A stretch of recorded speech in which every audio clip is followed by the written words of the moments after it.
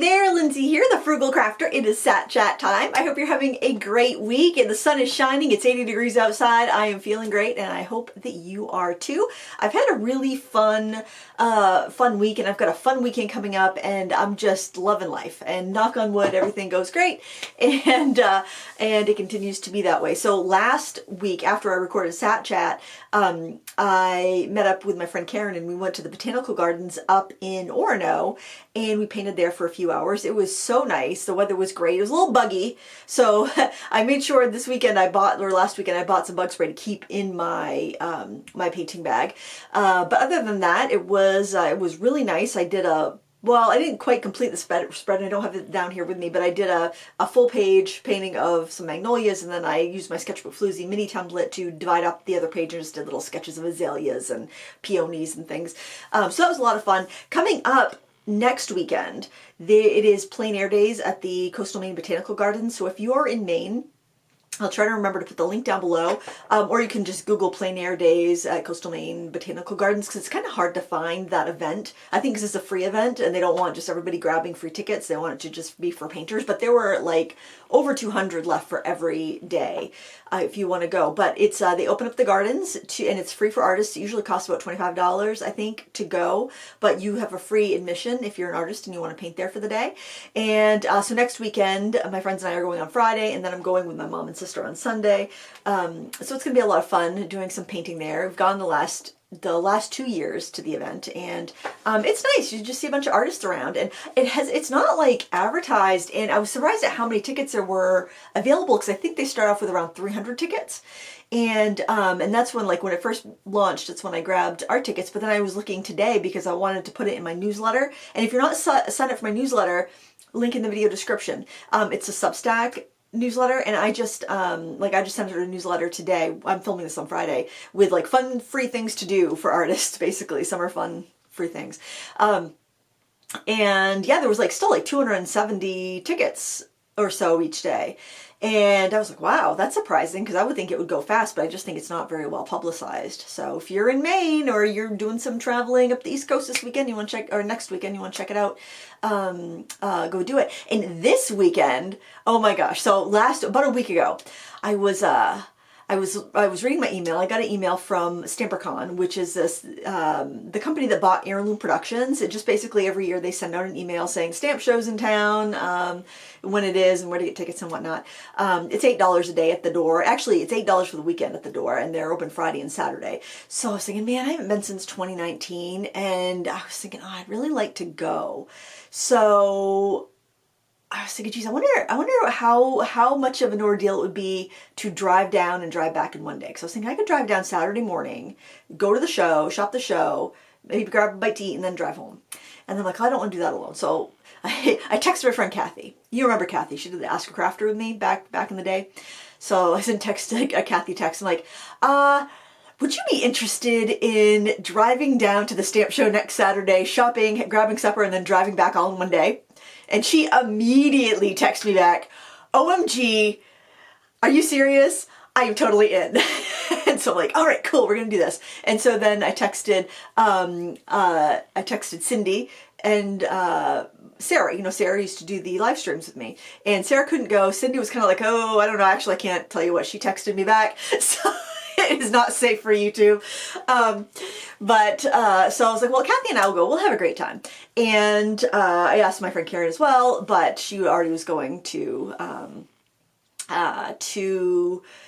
visit her family out of state, so she wasn't available. But because it was like friends at Stamp, right? So then I'm thinking, oh, you know what? I think I'd rather stay over because I'm thinking of driving 5 hours, shopping for a couple hours, then driving 5 hours again. I'm like, I don't know. I mean, granted, I could take turns with Kathy driving, but I was like, geez, I don't know if I'm up for that. I'm not 25 anymore. And so I mentioned that to my husband. He goes, well, I'd feel better if you stayed over. And so I texted Kathy again, like, would you be opposed to staying over one of the nights? And she's like, I would prefer it actually. So we got a hotel.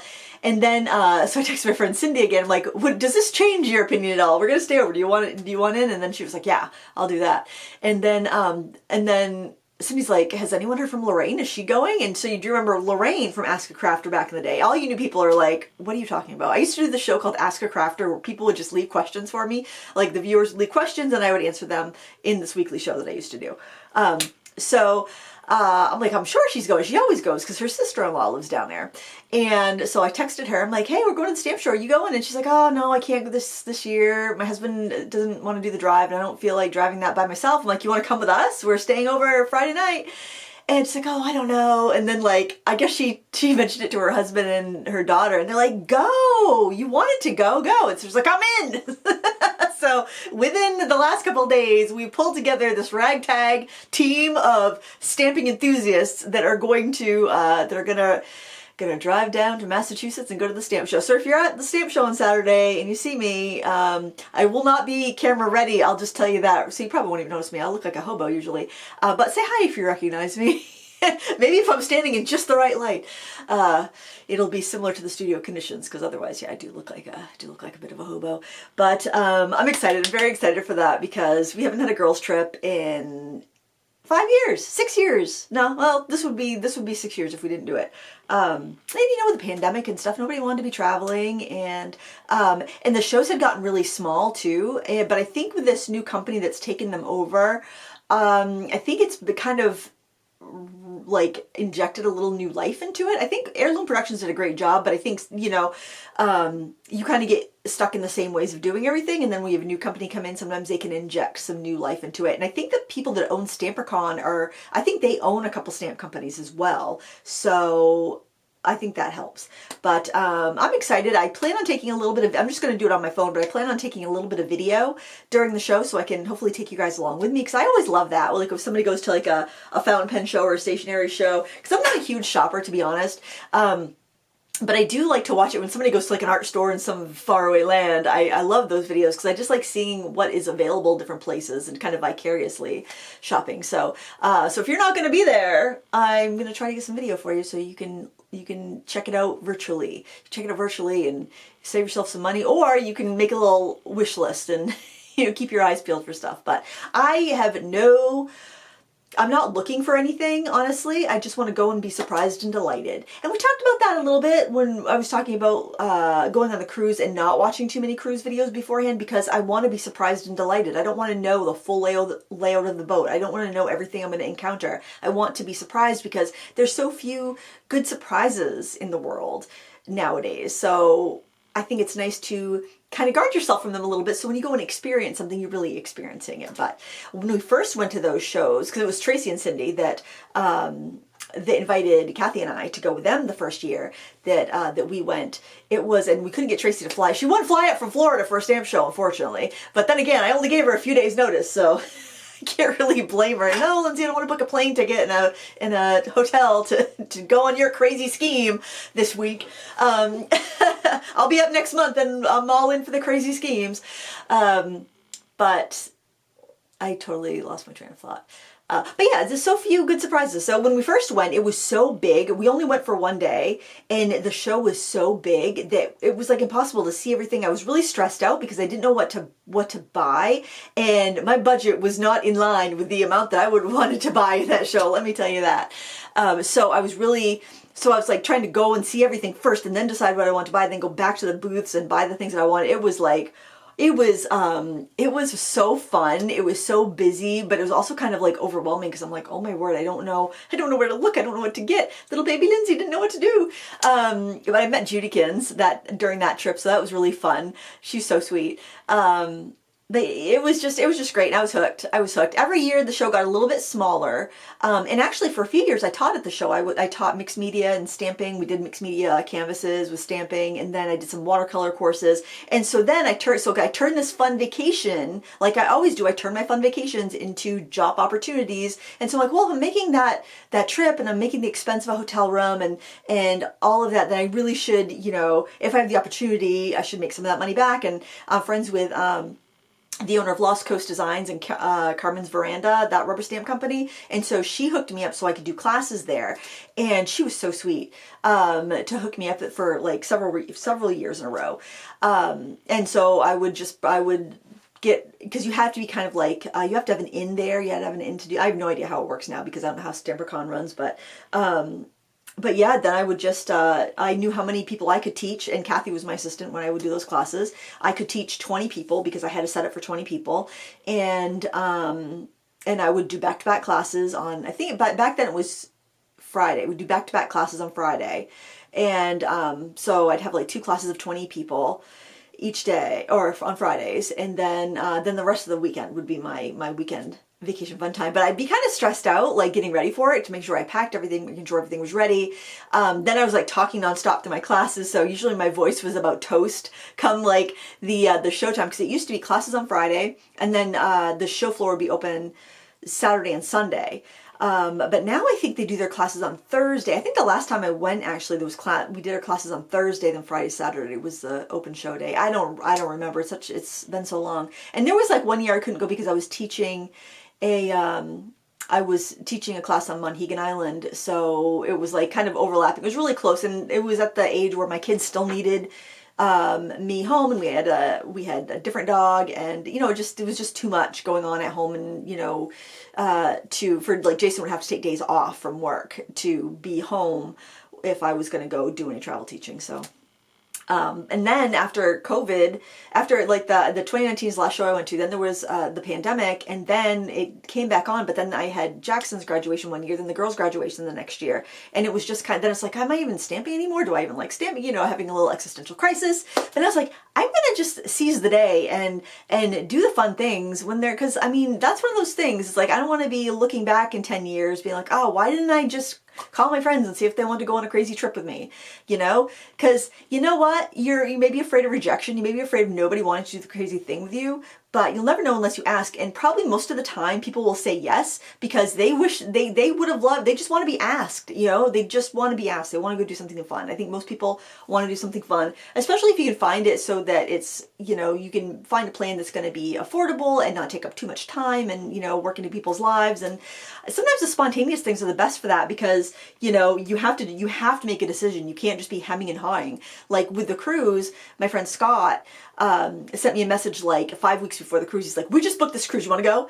And I was like, oh, I think I do. I'll talk to Jason, let's go on a cruise in a month. Okay, and so it was like, there we went, and granted, I am privileged to the fact that I work for myself, so I can do my schedule however I want, and he has a pretty flexible, or he's got enough seniority at work that he can, request time off at that kind of notice. So I know that's not completely achievable for everybody. It's not the same, everyone's not in the same situation, but yeah, that was spontaneous. And then, because I'm somebody that has some travel anxiety, I have no time to worry about it, because it's just happening. It's right away, right? It's just happening. So yeah, say yes to life. But don't feel like you have to travel 5 hours to do something fun. You can get people together for a cookout in your backyard. You can get people to come over to craft. You can get people together for a potluck.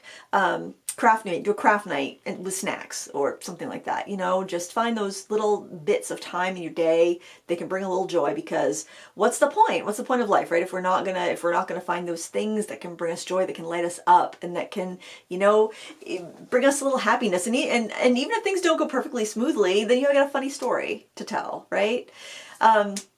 Speaking of fun things that don't cost a lot of money or any money, I just posted this in on my YouTube channel. It is a real-time paint-along. It's an easy one. If you've never painted before, I think you could probably follow along with this. If you've painted before, then you probably can be like, you can just chill out, relax, and paint some ice cream cones. But because the quotes on the calendar weren't really, I don't think they really would go along with an art history lesson very well. I just thought, let's do something summary. And that was fun. It's an hour painting time. Maybe you got dry time in there, so you might want to break it up a little bit, but like just while you're letting your background dry. But it's a fun one. It's a fun one, and I feel like I'm sweaty. It's like so hot today, and I've been running around. So I'm going to try not to raise my hands. Remember that commercial? Raise your hands if you're sure, and because I don't have the pit stains, but I'm not vouching for anything. Keep my hands down. Oh my goodness gracious. So, and this is coming up. So this is a funny story. So my other artsy friends, who I'm going to go to the botanical garden with next weekend, which, I'm saying don't stalk them, but hey, guess where we're going to be? They're like, Lindsay, We don't want stalkers. So I'm just going to name them right now. Shanna is a artist ambassador for Holbein, and when they came out with the granulating watercolor sets, she was kind of one of the first people in the United States to get them. And she asked if it would be okay if she shared her paints with her 3 crafty YouTube friends. And that would be myself and Karen Clark Creations and Clark Fine Art, Angela Clark. And so she made up these cute little palettes for us. And then we got talking like, oh, it would be fun to kind of do a collab, and we each pick a set of one of the 6 color sets, and we do a painting on it. And so I think Karen's doing flower, and Angela's doing moon, and Shanna's doing landscape, and I'm doing bird. And I'm a mixed media artist. I would used to say that I would, a long time ago, I would consider myself a watercolorist, and look at me, I'm a hobo. I'm gonna wipe my nose on this paint rag. Oh my gosh. I can't be tamed. I'm feral. So everyone's doing their paintings, and I'm like, okay, I'm doing bird. I've got this great reference photo I found of a parrot, and I'm like, they'll be perfect with the colors that are in the set. I'm going to use that. I'm going to do that reference photo. It's been sitting in my Unsplash little folder for a while. That's what I'm going to do. And this week I'm like, I am knocking stuff off the list because I've gotten behind with vacation. I need to get Critique Club out. That was that pastel lilacs I showed you last weekend. I have to get the June calendar page out. That came out a few days late. I'm like, I wanted this collab done so they're not waiting on me, because I knew that, I'm like, everyone's probably already done theirs and they're waiting on me. So like, all right, so I started painting it, but I had full intention of mixing in some regular watercolors with it, some of the other Holbein colors that I have, because I have some from my friend Michelle, who picked up this cute set in Japan, and I had some that I bought back in like 2016 to test out the brand back when they were really cheap on Amazon. And so I'm like, I'm going to use some of those standard colors with the granulators, because I think with granulating watercolors, any sort of special effect product usually is better if you mix it with some standard products. It's like, it's better in like small doses, kind of like if you're thinking about your cooking, right? All your standard watercolors would be like your vegetables, your potato, your protein. It would be like the actual like basic ingredients. And then the special effects watercolors would be like the spices that you use, right? You're not going to eat a spoonful of garam masala, right? No, you're going to add that into your curry, with your other ingredients. So, and you might want things spicier. You might use a little bit more. You might want them a little bit more mild, so you might use less. But I feel like it's more of like an accent product than a main dish product. So the whole background is done in the granulating colors. This is going to be coming up on the 15th, by the way. And I don't even know if you'll be able to see the granulation there with the studio lights and how bright it is in here. But I'm going to blast those wrinkles out, baby. That's why it's so bright in here. It's like, whoo, can't see. You got to fill in the nooks and crannies of the face, the wrinkles. So I did the background, wet the back of the paper, the whole shebang, with the granulating colors. And then, and also just a base coat on the body. And then I went in with the standard colors and I refined. And then I added some pen, and then I added some color pencil. And that's how we got to that parrot. And so I'm sharing that. And I shared the thumbnail, and it's got like all these supplies in the background surrounding the picture. She's like, huh. Shanna's like, oh, so we went mixed media. I just happened to stick to the paints that was in the set. And Karen's like, yeah, I just stuck to the paints in my set too. And I'm like, Lindsay doesn't follow directions, so I've got everything in there. But I really think that's the best way to use a granulating set, is to mix it with your other stuff. But then, I'm thinking, you know what? Me not following the directions, actually not that like there were really directions. Nobody was like, you must do this, Lindsay.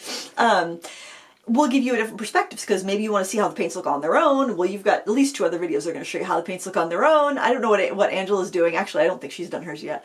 But and then you've got a little point, counterpoint. I think that is the spice of life, the variety that is the spice of life, that is art YouTube, friends painting together. But I don't think they had a problem with it. If they did, they're keeping it to themselves. Anyway, but it was fun. It was fun to paint that. That took about an hour as well, but a lot of dry time. The background on that took so long to dry because I wet the back and the front of the paper, and it was very humid. And I sewed a curtain, and I had lunch. I came back, the paint is still soaking wet, but I could see the granulation had done its thing, so I just dried it with a hairdryer after that, or took it outside or something. I can't remember. It was days ago. But that's coming up on the 15th. I'm excited about that. And other than that, I'm just doing my summer thing. I slow down a bit in the summer because it's just the school is slower in the summer because people are traveling, people are, you know, caring for grandkids and kids, or kids are home from school, they're doing all that stuff. So it's just, and they're outside because winter's long. People want to be outside in the sunshine. I don't blame them. So it's a great time for me to take some time off to travel and to do things like that. And plus summer's my favorite season, so that works out really well. But I do have some stuff coming up this summer. I just found out that I'll be reviewing some Earthberry pastels. I've never tried that brand before. I'm excited for that. I've got a plein air easel comparison that I'm working on. And in fact, this French easel, Lightwish reached out and they asked me if there was anything I'd like to try, and I saw they had a French easel that had wheels on it and a telescoping handle like a piece of luggage. And I'm like, why has nobody thought of this before? So you can just wheel your French easel, because I have a French easel. It is so heavy. It doesn't have a shoulder strap or anything. And it's really cumbersome and heavy to carry around. So I'm only using that. I have a drawer for pastels and a drawer for oil paints. And I don't know if any of the drawers are compatible with each other, but I only take that if I'm driving in somewhere and I only have to carry it, you know, a few yards basically. So having something like that with wheels on it would be great. Actually, like 2 years ago, my husband got me the Art Comber, which is this bag on wheels with a seat built into it that's supposed to hold a French easel, but it is just my easel is too big. It's like I can get it in there, but it's like I'm gonna ruin it. It's gonna rip the fabric. So I was thinking, oh, I'll make another bag for that. But then when Lightwish was like, hey, you want to try any of our new release? And I was like, let me try that, because I think that would really fit the bill. And it's also a lot cheaper than what my French easel was. But I've had mine for like 20 years. It wasn't the competition now, like then, that there is now. More than that, actually, because I had my French easel in my apartment before we got this place, so it's at least 26 or 27, maybe 30 years old, honestly. And it's held up really good, so I have no complaints there. But it's nice to see what's available, especially if you're buying for the first time or you're thinking about upgrading to something else. So I'm excited to try that out. Last year or the year before, I think it was 2 years ago, I tried out their Pochade box by Meeden. And I liked that it was lightweight, but I don't know, I don't seem to, for my personal painting style, Pochade boxes don't seem to work quite as well as a French easel for me. And a lot of times I just sit and I put my like sketchbook on my lap if I'm doing watercolor. So that's more, it's going to be more for like if I'm doing oil paints or pastels. But that's coming up, and I've got a couple other things to review, a watercolor easel and yeah, another version of a French easel too. So there's we've got quite a comparison chocked full summer coming up. I also want to review the palette that I used on that painting, because I bought it back last fall. It was the Twist palette by Phoenix, and it was such a unique design. And I ordered it as soon as I saw it. It was like $25 for 36 colors. I knew the quality of the paint, it was going to be like common quality, but I was like, that's a really cool looking palette. I want to check it out. I want to see what colors are in it and review it. And then it was out of stock like immediately. And so I just kind of put it on a shelf and forgot about it. The brush that comes with that set is so nice. It's got such a nice point, so snappy, great brush. So yeah, I want to get that review. That'll probably be pretty close to the top of the list, just because I've done enough with it that I can, I already know the quality of the paints and I know all of that. But I'm just going to be picking away at different things. I'm still working on my cruise sketchbook. I decided I was going to fill the rest of that sketchbook with cruise stuff, because before I thought it was kind of cheating if I didn't finish it all on the trip. But then it's like, no, if I go back and look at my reference photos and I journal things that are like fresh in my mind, then I'm just extending the cruise longer. I'm extending those vacation memories longer rather than doing it all when I was on the boat, which it does definitely help your memory when you're sketching right there in the moment. But if you take photos and then you paint from them at home, you get to relive that experience and traveling in that area, you know, especially if you did some painting on location and you're doing some at home. So don't discount that. You know, if you don't finish something on location, maybe you just do the sketch. The fact that you were sketching and you were looking at the sights and the smells and breathing in the air and being present in that moment, that's going to translate when you get back to the studio and you start working from a photo. So I'm in the habit now of taking a photo when I sit down to paint. It usually takes me a while. I usually sit down and start like drawing as fast as I can, and then like, oh, take a photo, you know, then I'll take a photo. So I will have that to work on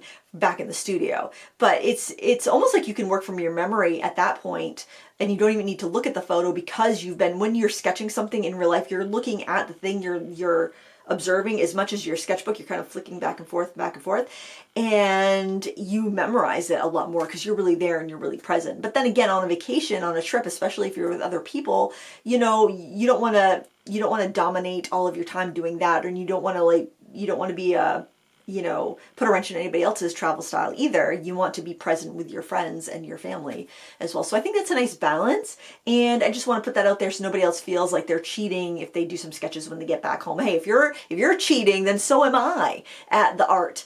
And I don't think there's cheating in art. I don't think so. I think you do what you want to do. Maybe AI is cheating in art. I don't know. I don't want to get into that topic. It's here. I'm not going to worry about it. I'm just going to live my life and enjoy myself, and I hope you will do the same. Other than that, I don't have too much exciting things to report. I'm just looking forward to sunshine, summer, and fun. I didn't even make a list today, guys. I didn't even make a list. My daughter, Lila, is home. She's home first. She's going to go back tonight, so we're going to go get together with Maisie and have supper, or get takeout or something. I'm not exactly sure what we're going to do, but something. And we saw, Maisie came over last night too, and we all watched this awful movie. It was, I don't even know if awful is the right word. I feel like I've watched too many movies recently where it's like, was there a plot? What did I just watch? Is this like what they call second screen stuff, where not much happens because they figure you're looking on another screen? Because I saw this one movie and I was kind of excited to see it, because it had Jamie Lee Curtis in it. It had the guy from the Knock on the Cabin Door movie, and I think he was on some Marvel movies or something. It had Pamela Anderson, and it's called The Last Showgirl. And I thought, oh, what is this going to be like? This, and it had the girl from a woman from The Chilling Tales of Sabrina. She was one of the characters. Had Brenda Song in it, who was on like shows my kids used to watch. And I was like, this might be interesting. Gia Coppola, I think, was the director. So I thought, oh, maybe this is going to be something really poignant. And I watched it and I'm like, what's the point of this movie? I don't know. It was so weird. How did they get these big actors to be in this movie that it's just like a little slice of life? It's about this like this Vegas act that's going out of business. And it's like the last few days of this Vegas act, and how one of the stars is dealing with it. She's a 57-year-old dancer who's been a showgirl her whole life, and also dealing with the relationship with her and her biological daughter, and the other girls in the show that are kind of looking up to her as a mother figure, and she doesn't want to be the mother figure. And it's just, and Jamie Lee Curtis is a former showgirl who's got a gambling addiction and working as a cocktail waitress. It was weird. It was kind of sad, but it didn't really also have a plot. So I don't know. I was like, what did I just watch? And so the movie we watched last night was called something about the TV is glowing. I don't know. It was about this TV show called The Pink Opaque that people would watch, but they were part of the show. I don't know. I fell asleep like in the last part of it. It was long, and I'm like, does this have a plot? I think they're making movies without plots now, so you can be scrolling on your phone and not miss anything, and you can keep up. I really think that's how it's going. I don't like it. Let me know what you think in the comments below. Thank you so much for watching. Until next time, happy crafting. Bye!